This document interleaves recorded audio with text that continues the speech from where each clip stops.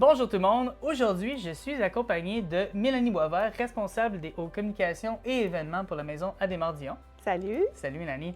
Donc aujourd'hui on est là parce qu'on a travaillé ensemble sur le projet de sonorisation au niveau du pavillon de jardin. Oui. Puis avant d'aller là, je veux qu'on parle rapidement de la maison Adémar-Dion. Tu sais, de la vision, la mission, puis ce qui a fait, qui nous a donné un petit coup de cœur pour votre organisme. Donc, qui on est? La Maison Adémar-Dion, c'est un OBNL. C'est une maison de soins palliatifs. Donc, on accueille des gens qui sont en fin de vie, qui ont un pronostic de 3 mois et moins d'espérance de vie. Ça s'adresse à des adultes. On a 12 chambres ici, donc on peut accueillir 12 résidents à la fois. Et puis, notre but, c'est tout simplement de les accompagner, la famille aussi, à vivre ces derniers jours-là dans la dignité, le respect, la bienveillance et l'harmonie. C'est vraiment une belle mission. Puis, justement, si on veut, on parlait justement qu'on a travaillé ensemble sur le pavillon de jardin. Oui. Puis, nous, c'est sûr qu'on parlait de la sonorisation, mais je trouve que c'était vraiment, quand on en a parlé, c'était vraiment un beau projet. Oui. Puis ça venait d'une demande un peu plus concrète, justement, des personnes qui utilisaient ces services-là. Puis je voudrais que tu m'en parles un peu de d'où est-ce que ça vient, puis comment vous êtes arrivé à vous rendre justement au point où est-ce que maintenant il y a un pavillon. Bien, en fait, je vais conter la petite histoire parce que c'est quand même assez précis d'où ça vient. Ici, on a une accompagnante en fin de vie, donc qui va aider les familles et les résidents à faire leur chemin à travers le deuil. Et cette personne-là aussi, parce que ici à la maison, les gens peuvent recevoir l'aide médicale à mourir. Et puis, notre accompagnante peut les accompagner dans cette démarche-là. Donc, à un moment donné, elle a accompagné une famille à l'extérieur. Puis nous, bien, la cour est pour tout le monde. Donc, elle a fermé une partie de la cour avec des draps. Mais là, pendant ce temps-là, les autres résidents ne pouvaient pas avoir accès à la cour. C'est notre directrice qui a dit, ça n'a pas de bon sens, on ne peut pas restreindre l'accès à la cour, mais en même temps, on veut pouvoir offrir un lieu comme ça qui peut servir à recevoir l'aide médicale à mourir à l'extérieur, parce que c'est un bel environnement aussi. Donc, c'est là qu'a germé l'idée du pavillon de jardin. Puis ensuite, on a bonifié en disant, bien, ce pavillon-là peut servir aussi à toutes les sauces. Il y a des gens qui veulent renouveler leurs vœux en fin de vie. Il y a des gens qui veulent faire une fête de famille. On veut célébrer l'année d'anniversaire, supposons, du départ d'une personne. Donc, le pavillon sert à toutes ces choses-là, ces événements-là. Et puis, bien, je peux continuer aussi dans la petite histoire. Et tout a commencé, dans le fond, on est allé voir les étudiants du Cégep de Terrebonne en technique de comptabilité-gestion. Dans leur dernière année, ils doivent organiser une levée de fonds. Ça fait partie de leur programme scolaire. Et puis, bien, la levée de fonds va bénéficier à des organismes de la région. Puis là, on était 4 organismes à aller faire comme un pitch de vente pour dire voici ce qu'on va faire avec vos sous. Okay. Et puis, on a décidé de présenter ce projet-là à des jeunes de 17, 18, 19 ans, de faire connaître la fin de vie. Ouais. Tu dis, OK, on n'est pas très sexy, mais finalement, ils ont adoré l'idée. Ouais. Donc, tout a parti du fait qu'eux voulaient s'impliquer. Ils ont donné les sous de leur levée de fonds. Puis après ça, on s'est dit, bon, ben il y a un moment magique. Et là, on a rassemblé la communauté autour du projet. C'est vraiment, pour vrai, c'est un projet, puis quand j'ai fait le tour avec mon équipe, puis ben, j'étais avec Cynthia, quand on a fait le tour, tout ça, puis j'ai fait, on doit travailler ensemble. Il doit avoir une manière, peu importe c'est quoi, il y a un lien justement, comme en business, il y a toujours le côté, il y a le côté affaires, mais je trouve qu'il y a le côté communauté qui est ultra important. Bien, vraiment. Puis pour nous, c'est important. On dit la maison, elle est là pour et par la communauté. Mais la communauté, c'est les individus, c'est les bénévoles, c'est les entreprises, tout est notre tissu là, autour de nous, donc on en a besoin. On est vraiment content de travailler avec vous là-dessus. Oui. Puis justement, maintenant, on tombe au niveau de la sonorisation. Oui. Le concret, là, dans le pavillon, là, il y a le côté construction, il y a le côté tout ça, puis la sonorisation. Mais pourquoi, on a parlé justement des différents besoins. Mais tu peux-tu m'expliquer justement pourquoi on avait besoin justement de haut-parleurs puis de micros? C'est quoi les besoins qui étaient? Bien, dans le fond, on s'est dit, s'il y a des petites célébrations, que ce soit, comme je disais, un renouvellement de vœux, une fête de famille, c'est le fun de pouvoir avoir du son, de la musique. La musique accompagne toujours les moments charnières de nos vies. Qu'on puisse avoir un micro aussi, si c'est pour s'adresser à un plus grand auditoire. Donc, c'est important qu'on puisse l'avoir dans le pavillon.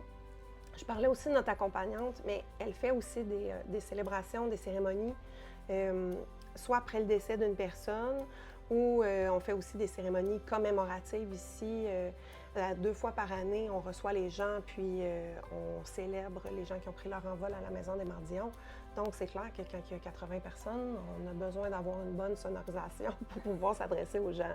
Alors, on peut pas juste parler fort, non? Ah, ben avec l'autoroute 40 et à l'extérieur, ça amène ses défis, donc c'est important.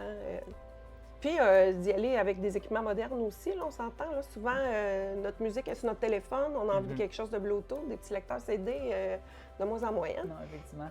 Puis ça, c'est drôle parce que quand on a parlé, il y a eu ça venait d'arriver, je pense aussi, qu'il y avait eu un mariage aussi, je pense. Oui, c'est ça, des gens qui ont renouvelé leurs vœux, dans le fond, en juin dernier, oui. Ça, c'est vraiment excitant. Puis là, ce qui était drôle, quand on a commencé à parler, on a commencé à regarder, puis il y a eu des besoins additionnels qui sont arrivés avec, on a dit, on va mettre des enceintes, on va regarder tout ça.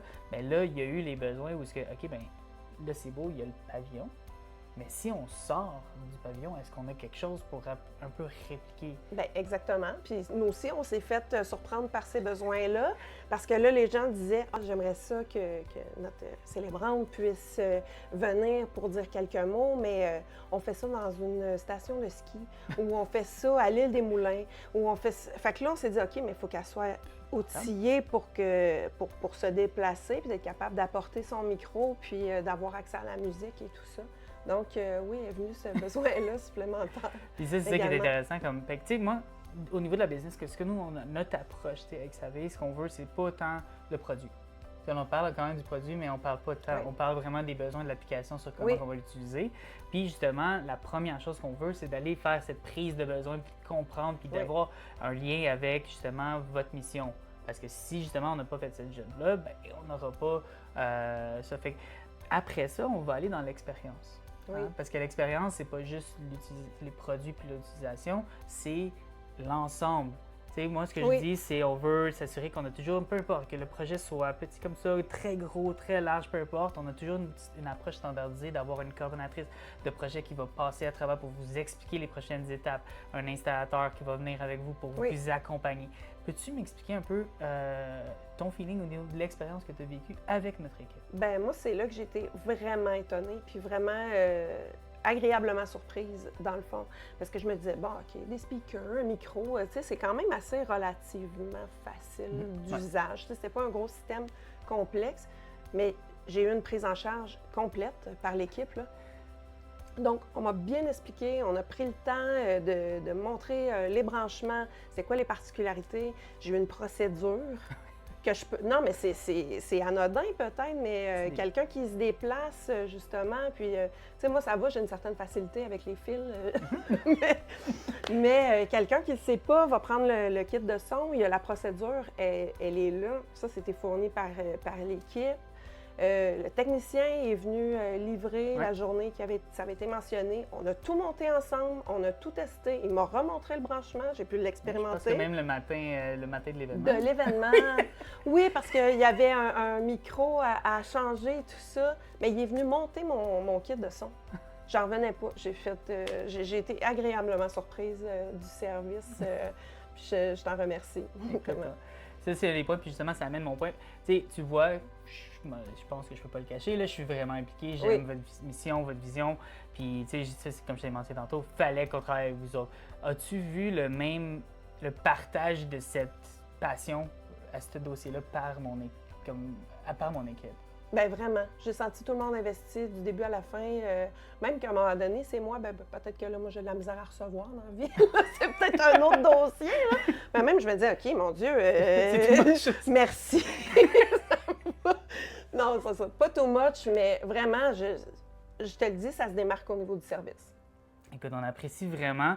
Fait que justement, dans notre approche, peu importe le domaine, il faut que ça soit simple. Que ça soit simple, tu sais, au niveau de l'utilisation, au niveau de délai avec notre équipe, au niveau du par la suite. Oui. Est-ce que, fait que, justement, je dis tout le temps à mon équipe, si c'est pas simple, on n'a pas fait notre job. Fait que là, je te pose la question crue. Est-ce qu'on a fait notre job? Je te confirme que c'était simple. Vous avez bien fait votre job. Good, excellent. Ben, écoute, Mélanie, je suis vraiment, vraiment content d'avoir pu travailler avec toi sur ce dossier-là. j'ai vraiment hâte de voir qu'est-ce qu'on va pouvoir faire dans le futur ensemble. Puis écoute, je suis un fan de votre mission, de la maison. Et honnêtement, c'est toute nouvelle. Je vous invite à tout le monde de regarder, d'aller faire vos recherches au niveau de la maison Desmardillons. C'est une OBNL avec une mission forte qui ne court pas les rues. C'est pas quelque chose qui... Tout ce que vous faites, c'est rare, là. C'est un beau milieu.